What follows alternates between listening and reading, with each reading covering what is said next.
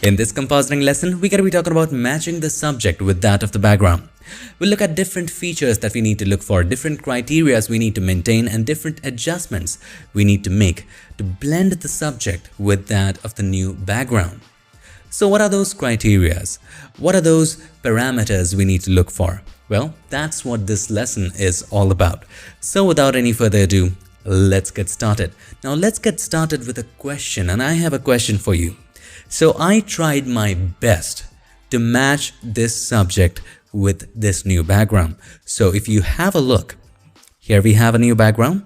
On top of that, I placed a subject, and I have made a lot of adjustments to match this subject to this new background. I've created the shadows, I've added a lot of curves adjustment layers, tried to match the colors. As you can see, if I turn all of these on one by one, and by the way, let me give you a tip. If you want to turn off or turn on layers in a succession, well, you just press and hold and drag. That's it. If you want to turn off layers in succession, well, click, hold, and just keep dragging on that line. Anyway, now when I turn on all of these, you'll notice that I've tried my best to match the subject to the background. Now, no matter what I do, let's go ahead and add one more curves adjustment layer. Maybe I need to brighten the top area. So I'll take a hand and click and drag up right here, just to brighten this particular area. All right. Now I want to limit it to the subject. So hold the Alt key or the Option key and click on the line between these two layers. We have learned about clipping masks before, or you can also click on this button. This also creates a clipping mask. Now we only want it on the top area. So select the mask, press Ctrl or Command I. And if I just paint this area in white, only that area will have a little bit of the brightness. All right. That looks about right to me, but still it's just not matching no matter what I do. Let's decrease the opacity of this one to about 60%. What is wrong here? That's my question to you actually. Also, let's turn on the global effects. These are the effects that we apply both to the subject and the background. It can be a simple color lookup table or simple curves for color grading, something to bring it all together. I even did that, but still the subject is not matching with that of the background. What is going wrong here? Can you tell me? And that actually brings us to the first criteria and the first thing we need to look for when we are matching the subject with that of the background, and that is perspective. The perspectives should match. Coming back to our image, what is wrong here? It seems right if you look at the perspective aspect of it. However, it isn't right. Let's open up the subject group, and if I show you the subject with its original background, you will notice a discrepancy here. So here's the subject mask. If we turn that off by holding the Shift key and clicking on the mask button, have a look at the perspective that is with the ground in the subject layer. It just isn't matching with the existing background. So how do we match it? How do we actually exactly measure it so that it completely matches? Well, there is a way actually. So just on the top layer, let's create a layer at the very top and let's take a brush. All right. And now we're going to take a hard round brush, and this is just for indication purposes. Okay. Let's take a color for the subject. For the subject, we're going to take red as our color and try to draw lines along the lines of the ground. We are trying to draw the perspective here. We are trying to find the vanishing point here. We are also trying to find the horizontal line. So we'll start right here and hold the Shift key and click to create a line. We'll start right here as well. Hold the Shift key. Just make sure when you click, it just is on the line. This is not on the line. So we'll try again. Click, hold the Shift key, click on in here. It's just about right. It might not be accurate, but that will do. Now from here, we will draw a horizontal line where it intersects. Okay. So just click and hold. And if you hold the Shift key and if you take it to the right or left, it's going to draw a straight line.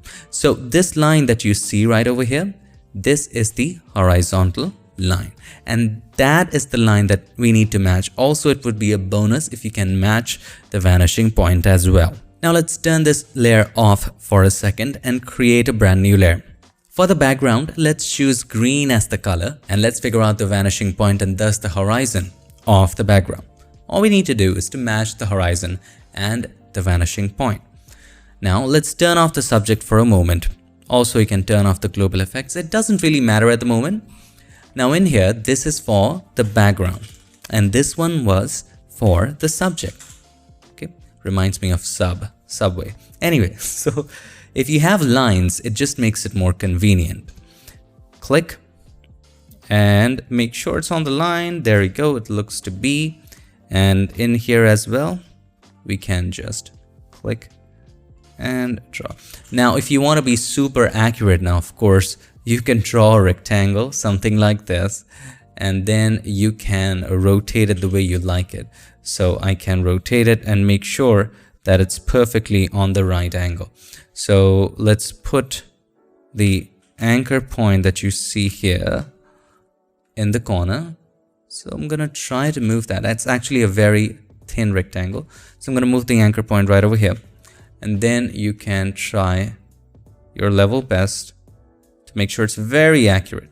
So we can say the horizon is about right here. This line might not be accurate, but it's about right there. Now let's take the brush. It's just giving a warning that it's gonna turn a live shape into a regular path.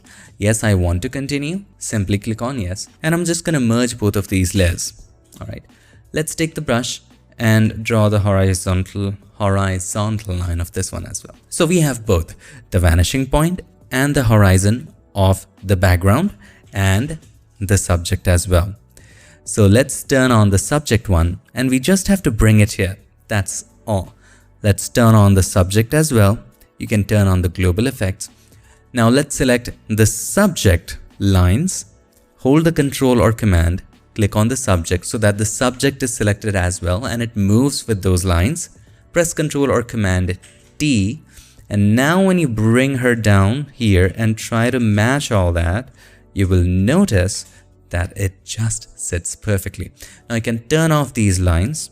Okay, let's just turn on the mask of the subject by holding the Shift key and clicking on the mask that we turned off, and now have a look. Suddenly it begins to match. Now I think I would need to turn off this layer, but have a look. Let me share with you the before and after. Now we need to make some adjustments along the mask of the hair, but you get the point. Look at the before. So this is the before and we couldn't tell what was not matching. It was just looking absurd. But look at the after. Just that little change makes so much of a difference, right? Now, of course, since we don't have time limits in this video, we can definitely make the hair a little better. So just above the subject, I was thinking that we can create a brand new layer.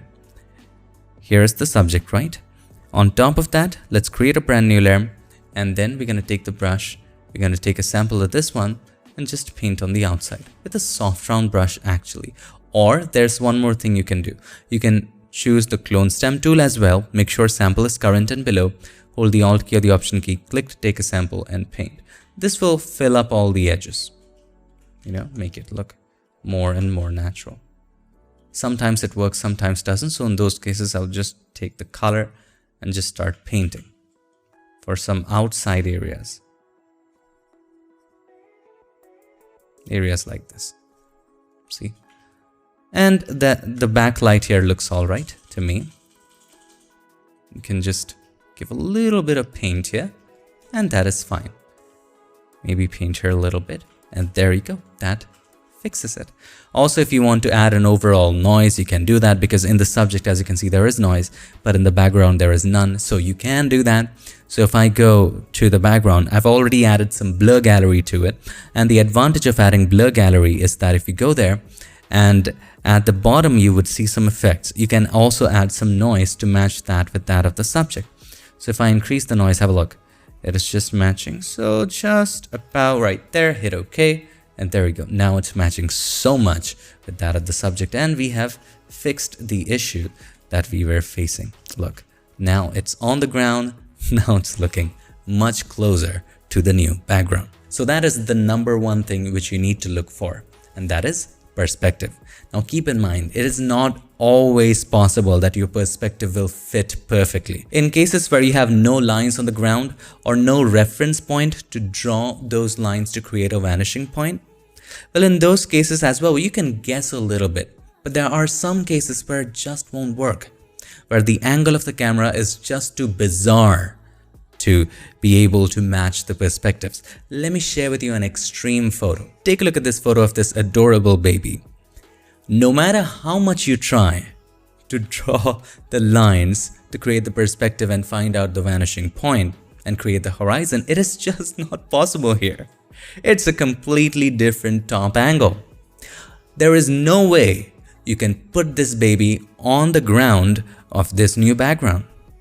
It is just not possible. So sometimes, and this is an extreme example, but sometimes the angles are so odd that it's not possible. Also, if you look at this photo, this subject, for this subject, have a look at the ground, right? It seems to be taken from an eye level, which looks all right. However, it would be very difficult to place this subject on this background, because have a look. Here, the ground is going downwards and the perspective is a whole lot different. So it's not always possible, but this is something which is an important criteria to look for when trying to match subject with that of the background. Although it is not always possible to match, but when it's not possible to match, it just won't look right. And that's a given. And therefore, perspective is very important criteria when matching your subject to the background. Let's move on to the second criteria. So up until now, what have we learned? Number one, we need to make sure that the perspectives match when trying to bring new elements into new background. Number two, we learned how to match the perspectives. Number three, we also learned that it's not always possible. Sometimes when the angle of the camera is just bizarre and too different, it is not possible. Also, let's say you took a photo of the subject with a telephoto lens, alright, and you took a photo of the background with a wide angle lens. It is also not possible in extreme cases, alright. Now this brings us to our second adjustment that we need to make when matching the subject with that of the background, and it is related to perspective, and that is atmospheric perspective. Now what is atmospheric perspective, you might ask? When you look at a scenery, even outside of your window or maybe outside of your balcony, do you notice something interesting? The further away areas have lesser contrast as compared to things which are closer to you, right? When you look at a scenery, let's say the mountains and stuff, look at the ones which are very further away. They're very faded and grayish, right? But look at the ones which are closer to you. They have higher contrast. Secondly, if you look at things which are further away, they are more hazy. Look at things which are closer to you, they are more clearer. Look at things which are further away, they are less saturated. The things which are closer to you have more saturation. So these are couple atmospheric properties that you would see occurring with distance, and that is atmospheric perspective. Makes sense? There are lots of features actually. If you look at the science behind it, there's lots of things. But a couple things in Photoshop's world that you need to keep in mind are contrast and saturation. Let's take a look at this example. Let's give it a more dramatic background. Now we're going to sidetrack a little bit and learn a new masking technique here. We might have already covered it before, but this is actually an interesting one and needs to be repeated. So have a look at this background right here. What color is it first of all? It is blue. Also, what other property there is in the background? It is also bright. What if we could tell Photoshop that remove everything which is bright and also blue? We can do that, and also non-destructively. And the way we do that is by using blend if. Now we have the subject, and at the bottom we do have a background, but we need to remove the existing background of the subject to see it. Double click on the right side of the subject layer. This opens up the layer styles dialog box.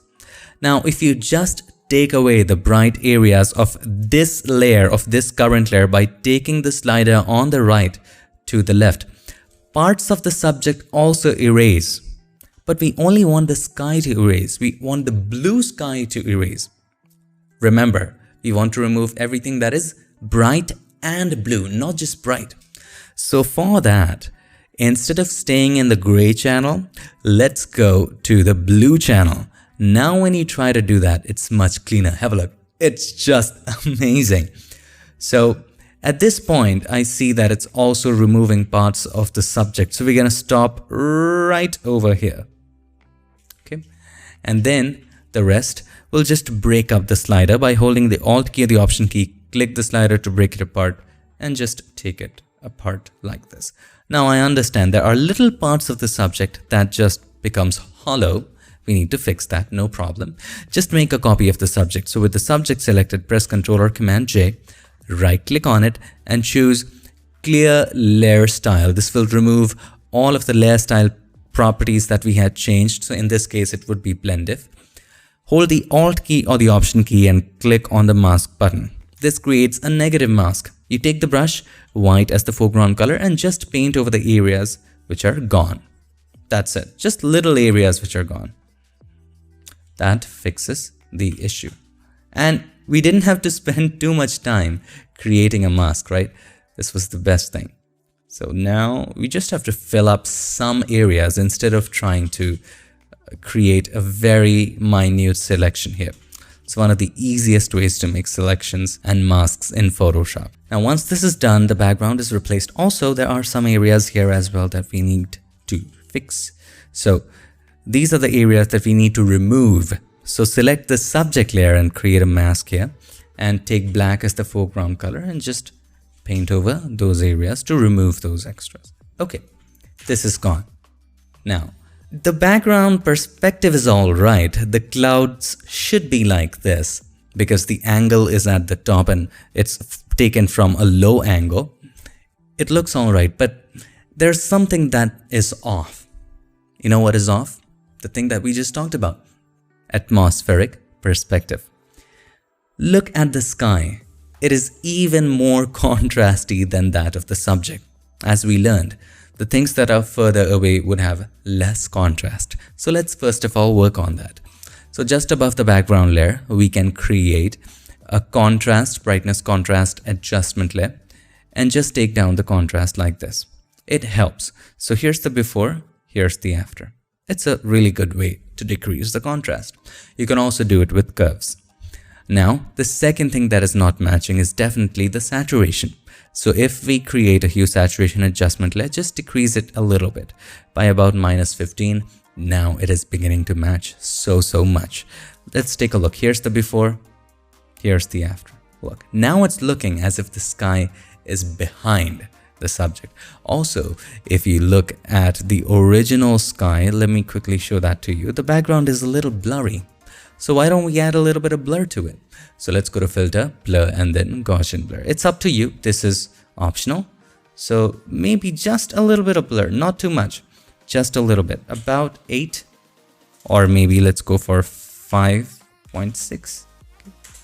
This adds a lot to the photo. If you want to create an even stronger sense of separation, you can create one more curves adjustment layer and just fade it even more. So take the leftmost point and just bring it up like this. And take the rightmost point and you can bring it down just so slightly. Not too much, just so a little slightly. If you want to create a stronger sense of separation, you can even desaturate it further, and that too naturally by using vibrance. So let's create a vibrance adjustment layer and just take it down. And as soon as you do that, look at how natural it begins to look. So we're going to go with -55 and take a look at the before and after. So this is the before, absolutely no difference at all. And this is the after. There you go. And it's up to you whether you want to blur the background or not, but I would still blur it just a little bit. I think the blur here is just too much. So maybe blur of 3 would work. There we go. Now if you zoom in, you'll see. Much better, isn't it? Before no separation after. And that, my friend, is atmospheric perspective. The fact of the matter is that there are certain properties of the atmosphere that make us distinguish, that helps us distinguish between the things that are closer to us and the things that are further away. Apart from having two eyes, which helps us determine how far a particular thing is from us, there are some cues in the atmosphere, like contrast, like saturation, like haze, that allows us to guess the distance as to which object is further away and which object is closer to us. Now let us move on to the third thing we need to match while matching the subject with that of the background, and that is simply color. Without matching the color, it just will seem out of place. And I'm going to share with you one of the easiest ways to match color in Photoshop, although there are really hundreds of ways and you can create your own way once you know the basics of how things work in Photoshop. But in this lesson, I'm going to share with you one of my favorite and easiest ways to do it. Okay, let's take a look at this example. Again, we have a background and on top of that we have a subject. I've already masked it so that it's easier for you to get from here, so that we don't waste time masking. We have already covered masking and selection before. All right, so we have the subject, we have the background, not matching at all. Let's match the color and then we'll move on to the fourth thing that we need to match in the same example. Okay, so to match the color using this technique that we're talking about, let's first of all create a curves adjustment layer. All right, now we're gonna match the highlights, shadows, and the midtones of the background with that of the subject. And how do we do that? First of all, figure out what is the light source in the background. So in the background, nothing can be brighter than the light source, and the light source here is going to be definitely the sky, right? So double click on the white eyedropper right here, the one with the white or the bright tip. Double click on it. This will help us select the target color and set the target color to this one. Now it's not just sampling anything. You know why? Because the mask is selected. Make sure that the symbol is selected. Adobe needs to fix this. By default, this needs to be selected. Anyway, so double click here and click on in here and take this sample. As you can see, hit OK. Now it's going to ask you a question. Do you want to save the new target colors as defaults? Now the default for the white eyedropper is absolute white. And it is asking you, do you want to change the defaults? Well, probably I don't want to change the defaults. So hit no. So the next time you work with it, it's going to be white automatically. Make sure you hit no there, unless you want to change it to a default color. Anyway, now click on an area of the subject that is the brightest. That's going to be absolute white here, or the brightest. It has to be neutral. Now, I feel that this area is a good example. So I'm going to click on one of these pixels here. You can choose the sample size to 3 by 3 and let's click on that. And there you go. The highlights instantly match. Now, the changes we have made here, we only want the subject to have those changes. So make sure you click on this button. So there you go. Take a look. Here's the before, here's the after. We are getting closer. We are not there yet. We are getting closer. Now let's do it with the dark eyedropper, the black eyedropper, black point, or whatever you, my friend, want to call it. So double click on it and this time choose the darkest point or choose any dark point in the background. So this seems to be a good sample, something that is prevalent. No, I don't want to save it as defaults, and click the darkest point in the subject. This part of the hat I think would be a great sample. Click on that and suddenly my friend, take a look. Here's the before, here's the after. We're getting so much closer. Let's do the same with the midtones. Double click on it. Let's set it to the road. The road is supposed to be neutral. Hit OK and no. And I feel that this button is a good example of gray area. Click on that and it just takes it even closer. So there you have it, my friend. Now there's one more step after it. There's one more step. So the other thing about color is that although we might get the exact same color, sometimes the saturation is just different. So to match the saturation, you can just create a vibrance adjustment layer and also create a clipping mask and decrease the vibrance. It just helps. But also there's one more way to do this, and it's in fact a better way because it adds a little bit color of the background in order to desaturate it a little bit.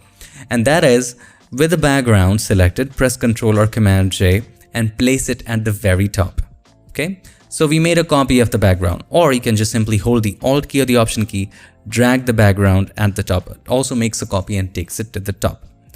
Now you want to limit the background just to the subject. So hold the Alt key or the Option key and click on the line between these two. Now this background is limited to the subject. Now whatever you do here will be limited. So if I change the blend mode of the background to color, you will notice the colors of the background will fall onto the subject. But with color, there are differences in color. Look, some areas are blue, some are reddish. We don't want any of that. So let me share with you what we are actually doing. So we are blurring it. Let's go to Filter, Blur, and then Gaussian Blur. And now let's blur it. So you can see that that area will get blurred. We don't want any details here, only color information. Let's go for about, how about 300? Yes, hit OK. Now change the blend mode from normal to color. There we go. You have the exact color of the background. But the thing is, it's absolutely desaturated. So definitely decrease the opacity to about 40 or 60 or whatever that suits you. So I'm going to go with about 40%. There you go. Let's take a look at the before and after. So here's the before, here's the after. So much more closer. So that is how we match the color. Now there's a lot of things we need to do here, but the color is matched. Now after the color is matched, how can we forget? Matching the lights and shadows. We cannot ignore this. Usually sometimes when I feel the colors are too different, I start with colors and then move to lights and shadows. Or sometimes when I feel the lights and shadows are too different, I start with lights and shadows and then move to color. It depends upon your image as to how you approach the steps. And I would highly recommend always not to memorize the steps. You are the artist, and Photoshop is an artist's tool. Go how you like it. Experiment, see what works for you. As far as the lights and shadows are concerned, we're going to do a very simple adjustment here. First of all, let's take a look at where the light is coming from and where can the shadow be. So in this example, we can guess that the light is coming from this direction. And somewhere in these areas, there can be shadow. So let's do a slight adjustment. Before doing that, let's darken the subject. I feel it's too bright. Now to check the luminosity, you can create a solid color adjustment layer. Choose any color which doesn't have a saturation like gray, white, black, and change the blend mode of this one to color. So that takes away all the colors and it shows us only luminosity without making some additional adjustments. So you might ask, oh, Unmesh, why didn't you just create a black and white adjustment layer? If I created a black and white adjustment layer, it would be different because the reds are rendered differently, yellows are rendered differently. We don't want to take that risk. Also, creating a hue saturation adjustment layer and simply decreasing the saturation also might be misleading in showing luminosity values as far as human perception is concerned. So let's turn this on and we're going to create another curves adjustment layer and limit it again just to the subject by simply clicking on this button. And we'll just take the hand, create a point here and take this down. Zoom out, take it down. Just stop at the point where you feel it begins to match. At this point, I feel it matches, but the dark areas have gotten too dark. So let's take it up to fade it a bit according to the new background. And there you go. Just by adding this, here's the before, here's the after, we have gotten much closer. Now you can turn off the check layer at the top and now have a look. Here's the before, here's the after. Even more closer, right? So we are matching the lights. Now let's go with creating some highlights and shadows. So let's create a curves adjustment layer and take it up. There are tons of ways again to create highlights and shadows.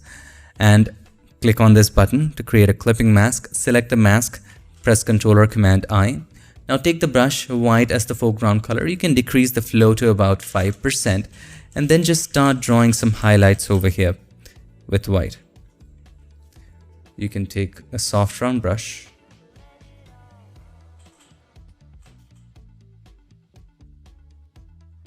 See, these little highlights really bring a lot of realism to the image. The more time you spend here, the better your images are going to look. But in this case, we didn't have to add much highlights. There you go, just a little bit of highlights. Here's the before, here's the after. You can decrease the opacity according to your preference. So I'm gonna go with about 70% here. Now let's start with the shadows. We're gonna create a curves adjustment layer, bring it down like this, and also bring down the highlights as well. Select the mask, press Ctrl or Command I. Also create a clipping mask out of this, so click on this button. Now select the mask again, and let's try painting here with white. And to bring out these areas, to bring up shadows in these areas. Now keep in mind, these areas cannot be brighter. The light is coming from the right hand side, so we need to paint that accordingly. Now the shadows look alright, but they are less faded. So let's go back here and just increase the fade back in, just so that it matches. Now as we add shadows, I feel that those areas need to have more color of the original background. And the way we can do that is we can make one more copy of this, press Ctrl or Command J, and place it at the top. Make sure you just create a clipping mask back of everything that was there. And for this one, this has an opacity of 40%, right? Let's increase it all the way to 100.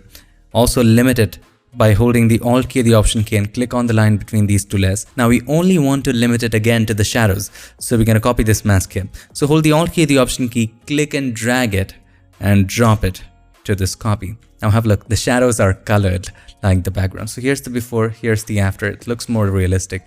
Now also we need to decrease the opacity here. So let's set it to about 40%. And there you have it. Now I would just take it and paint a little more in these areas a bit.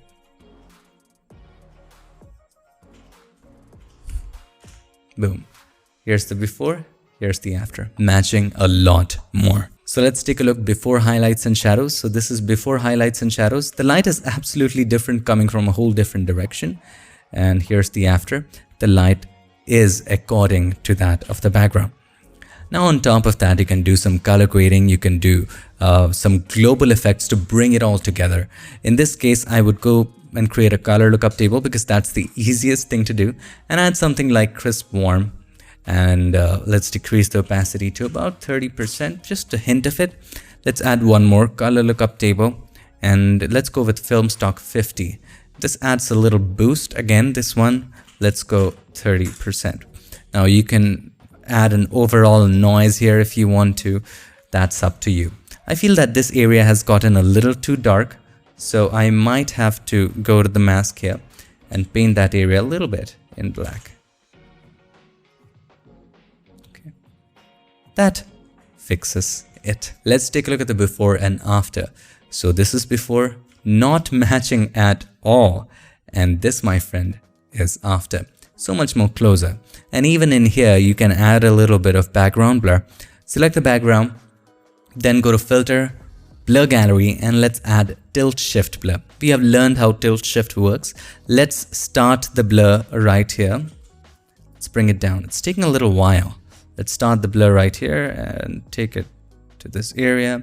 And how much blur do you want to add? How much do you think would be nice?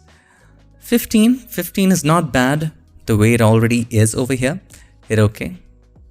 Now if you want to add a little more noise here with the blur, you can do that. That's up to you.